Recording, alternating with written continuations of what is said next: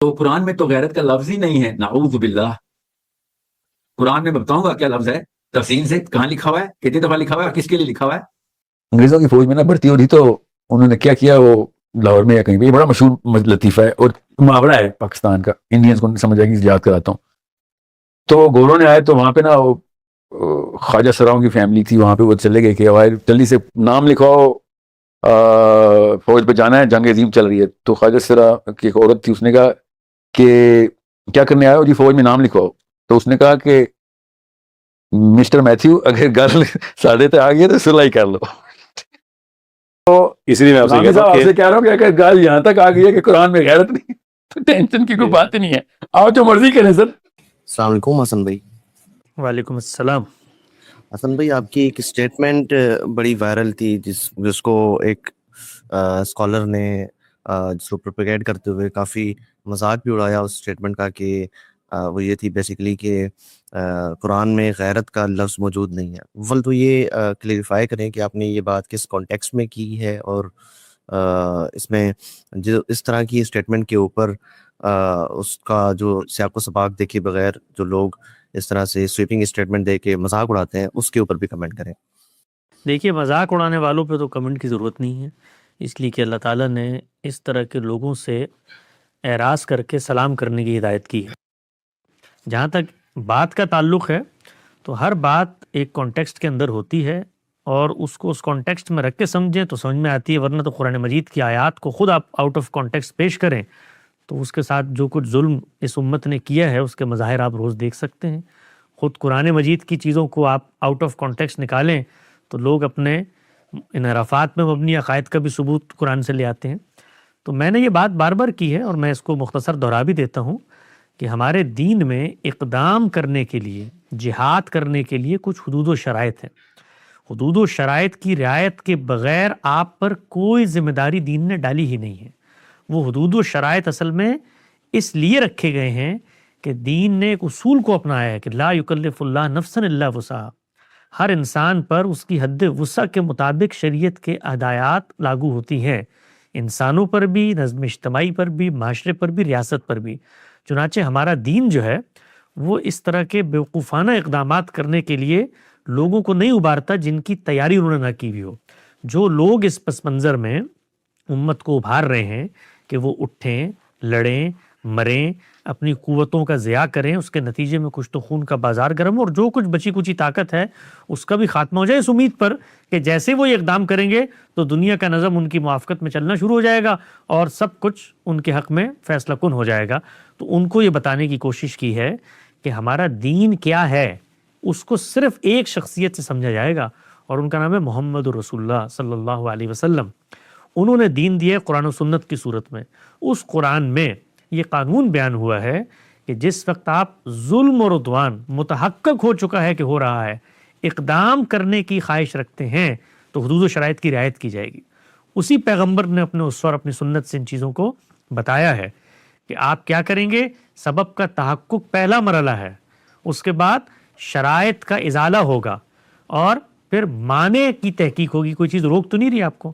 تو یہ سارے مراحل سے گزر کے جہاد و قتال ہوتا ہے. یہ کوئی بچوں کا کھیل نہیں ہوتا کہ ایک شخص بیٹھ کے اعلان کرے کہ ہمیں اٹھ کے جو ہے فلاں پہ چڑھ دوڑنا چاہیے، فلاں F-16 مجھے دو، میں جا کر یہ کر دوں. یہ بچوں کا کھیل نہیں ہوتا. اسی لیے اس طرح کے لوگوں کو جو امت کو مروانے پر آمادہ ہوں کوشش کی جاتی ہے، اور ہماری سوسائٹی میں اللہ کا بڑا فضل اور شکر ہے، یہ بڑی شعوری کوشش کی گئی ہے کہ کسی بھی درجے میں اس جگہ تک نہ پہنچنے دیا جائے جہاں پر وہ اس طرح کے احمقانہ فیصلے کریں. اس طرح کے فیصلے پوری قوم اور پوری ملت اور تہذیب کے خاتمے کا سبب بن جاتے ہیں. تو دین نے حدود و شرائط بیان کی ہیں. وہ حدود و شرائط بالکل واضح ہیں کہ اگر آپ طاقت نہیں رکھتے، صلاحیت نہیں رکھتے، قدرت نہیں رکھتے تو پھر آپ اقدام نہیں کر سکتے. اور اگر آپ اقدام کرنا چاہتے ہیں تو آپ کو سب سے پہلے کانسیکوینسز کا جائزہ لینا پڑے گا. اگر آپ مسلمانوں کی ریاست کے اندر رہتے ہوئے اقدام کرنا چاہتے ہیں، اس کے الگ حدود و شرائط ہیں. آپ کو وہاں سے نکلنا ہے، آپ کو ایک نظم قائم کرنا ہے، اس کا ایک امیر ہوگا، وہ اطاعت کرے گا، طاقت دیکھی جائے گی اور پھر اقدام کیا جائے گا. جہاد کے اندر بھی یہی ہے. یہ سب چیزیں قرآن مجید نے اس طرح سے بیان کی ہیں کہ کوئی شخص ان کا انکار نہیں کر سکتا. اور بیان کس کانٹیکسٹ میں کی ہیں؟ یعنی اس پیغمبر کے کانٹیکسٹ میں جہاں پر پیغمبر کے ساتھ نصرت الہی کا وعدہ خود خدا نے کیا ہے کہ تم قدم بڑھاؤ گے ہمارے فرشتے اتریں گے، جو صرف اس تک خاص تھا خود اس کے ساتھ کیا ہے کیونکہ اس کی قوم پہ عذاب آتا ہے. اس قانون کو قرآن مجید نے جا بجا بیان کیا، ابتدا سے انتہا تک قرآن مجید کا پامال مضمون ہے. اس کو بیان کیا ہے کہ رسولوں کے ساتھ ہماری مائیت کا ظہور کیسے ہوتا ہے. وہ عدالت بن کے آتے ہیں، خدا زمین پہ اترتا ہے، فیصلہ کرتا ہے. اس فیصلے تک میں رسول اللہ صلی اللہ علیہ وسلم کو یہ کہا گیا ہے کہ ہماری مدد جو آنی ہے تمہارے ساتھ اس وقت تک نہیں آئے گی جب تک طاقت کا توازن نہیں ہوگا. تو بدر کے اندر طاقت کا توازن آپ دیکھیے 1:3 ہے. اور پھر اللہ تعالیٰ نے آگے بڑھ کے قرآن مجید میں بتایا، نئے لوگ ایمان لائے ہیں، الان خفف اللہ عنکم، اب تمہارے لیے تخفیف کر دی اللہ نے، یعنی 1:10 کی نسبت بھی کافی نہیں رہتی. تو یہ قانون خود قرآن مجید نے بتایا ہے. اس قانون کا حوالہ دے کر ہم نے یہ بتانے کی کوشش کی کہ یہ لوگ جو کہتے ہیں کہ غیرت ہے مسلمانوں میں، وہ اٹھتے کیوں نہیں ہیں اور حیا نہیں ہے مسلمانوں میں، تو قرآن مجید میں ذرا مجھے دکھا دیں یہ غیرت کا لفظ کہیں پہ لکھا ہوا ہو، عربی میں اس کا ترجمہ کر کے کچھ اور مترادف لا کر دکھا دیں. چلیے یہ لفظ کی کوئی بحث نہیں ہے، جو اس لفظ سے رویہ پیدا ہوتا ہے وہ دکھا دیں. وہ تو قرآن مجید اتنا پریکٹیکل معاملہ کر رہا ہے کہ وہ کیا رہا ہے، وہ کہہ رہا ہے کہ تم 13 سال ظلم ہو رہا ہے مکے میں، اقدام نہیں کر سکتے، اذن ہی نہیں ملا، اقدام کرنے کی اجازت ہی نہیں ملی. اور جب تمہاری سلطنت بن گئی، طاقت بن گئی، اس وقت بھی مسالے بیچ میں ہیں، تو کیا کہا؟ صلح حدیبیہ کر لو. یعنی کس طریقے سے صلح حدیبیہ ہوئی ہے کہ وہ لوگ رسول اللہ صلی اللہ علیہ وسلم کا نام پورا لکھنے پہ آمادہ نہیں ہے، خود صحابہ جزبز ہیں، لیکن اللہ کا حکم ہے نہیں، مصلحت پسندی ہے. وہاں پر جو لوگ ابھی بیٹھے ہیں ایمان لانے والے، ان کا تحفظ مطلوب ہے. تو قرآن تو اس حکمت عملی پہ کھڑا ہوا ہے، اس حکمت عملی کے ساتھ آپ کو دعوت دیتا ہے اگر اقدام بھی کرنا ہے. یہ حدود اس میں یہ کہاں ہے پورے قرآن مجید میں جس کا میں نے دعویٰ کیا کہ مجھے لا کر دکھائیں، میں دین کا ایک طالب علم ہوں، ادنا سا اپنی اصلاح کروں گا، سیکھوں گا، اپنی جہالت کی پیاس بجھاؤں گا ان اباقر علماء کی ان افکار کی روشنی میں. اگر وہ دکھائیں مجھے کہیں لکھا ہوا ہو، اللہ تعالیٰ یہ کہیں کہ کیا ہو گیا مسلمانوں، تم لوگوں کو طاقت نہیں ہے تمہارے پاس، تب بھی تم نہیں اٹھتے، غیرت کھاؤ، نکلو اقدام کرو، میرے فرشتے اتر جائیں گے. یہ بتائیے کہاں ہے؟ یہ بتائیے رسول اللہ کی زندگی میں کہاں ہے؟ یہ بتائیے اس کو صحابہ اکرام نے کبھی اپنایا ہو کہاں ہے یہ سب کچھ؟ خود صحابہ نے جو اقدام کیا کبھی اندر اتر کے اس کو دیکھیں، کبھی پڑھیں کہ وہ کیسے گفتگو کرتے ہیں، وہ کیا بات کرتے ہیں، وہ کس قانون کا حوالہ دیتے ہیں. وہ بتاتے ہیں کہ ہمارے پیغمبر نے جا کر قادسیہ کے میدان میں مغیرہ بن شعبہ کی تقریر سنیں، جا کے ان جگہوں پر جہاں پر انہوں نے اقدام کیا دیکھیں. انہوں نے بتایا کہ ہمارے پیغمبر نے ہمیں یہ تلقین کی تھی کہ ان لوگوں پہ میں نے اتمام حجت کیا ہے، نصرت آئے گی، ہم یہاں تمہیں فتح کرنے نہیں آئے ہیں، ہم تمہیں الٹیمیٹم دے کے بتانے آئے ہیں کہ خدا کا عذاب آ رہا ہے. اور پھر خدا کا عذاب آیا. تو یہ جتنے نیریٹیوز ہیں، یہ جتنی چیزیں لوگ بیان کرتے ہیں، اس کا دین سے کوئی تعلق نہیں. یہ جذبات کی شاعری ہے جس کا منبع اور ماخذ رسالت پاک صلی اللہ علیہ وسلم کی ذات والا صفات نہیں ہے، وہ اپنی خواہشات، اپنی تمنائیں اور اپنی آرزویں ہیں.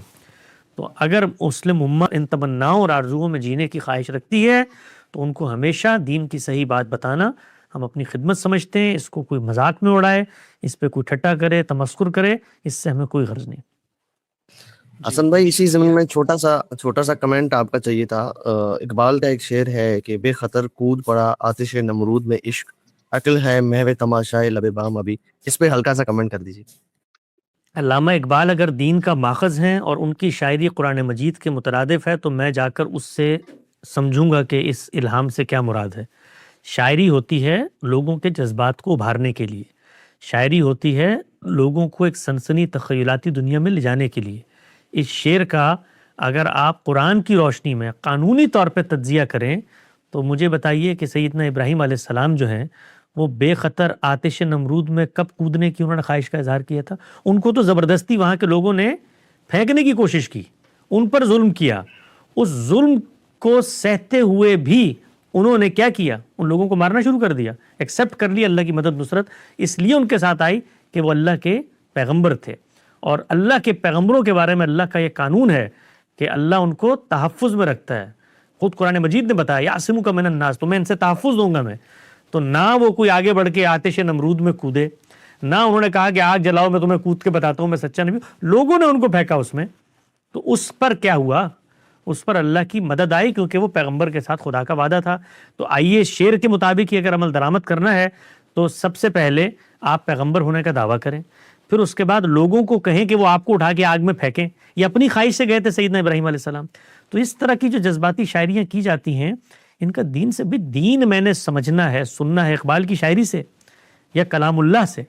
ماخذ دین پیغمبر صلی اللہ علیہ وسلم ہیں یا شعراء, مفکرین, دانشور, اس طرح کے لوگ ہیں جذباتی. تو دین میں کوئی ایسی چیز نہیں ہے. اور عقل, وہ عقل کا تقاضا تھا کہ ایک پیغمبر کو اتنا اعتماد حاصل تھا کہ اس کو خدا کی مائیت کے ظہور کا پورا یقین تھا, ادراک تھا. تو اس نے اس موقع پہ کوئی کنفرنٹیشن نہیں, اس نے کہا میرا خدا مجھے بچا لے گا. یہ صبر کی تلقین ہے, یہ عظیمت اور حریت اور حمیت اور ایک طرح کی غیرت کی تلقین نہیں ہے جو اس شعر سے لوگ برآمد کرتے ہیں.